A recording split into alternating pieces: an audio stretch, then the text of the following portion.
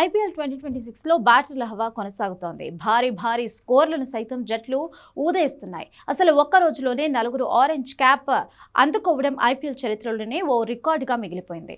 RCB Gujarat match మొదలుకొని Rajasthan sun Risers match వరకు మ్యాచ్కి ఆరెంజ్ క్యాప్ మారుతూనే వస్తోంది.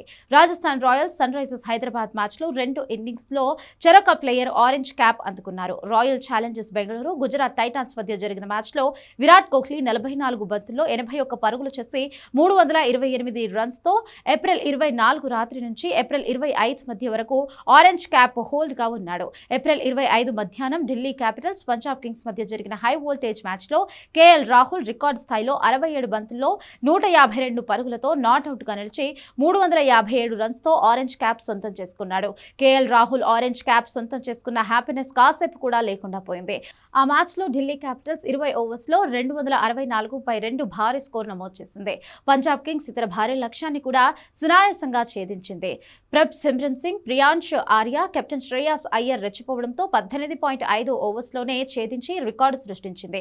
సాయంత్రం వరకు కేఎల్ రాహుల్ వద్ద ఉన్న ఆరెంజ్ క్యాప్ ఆ మ్యాచ్ ముగిసిన వెంటనే వైభవ్ సూర్యవంశీ చేతికి వచ్చింది. జైపూర్ వేదికగా సన్ రైజర్స్ హైదరాబాద్ తో జరిగిన మ్యాచ్లో వైభవ్ సూర్యవంశీ రివెంజ్ ఇన్నింగ్స్ తో సెంచరీ మోతమోగించాడు. ఉప్పల్లో జరిగిన మ్యాచ్లో ఫస్ట్ బౌలర్ డకౌట్ కావడంతో జైపూర్లో 36 బంతుల్లోనే సెంచరీ చేసి రికార్డు సృష్టించాడు.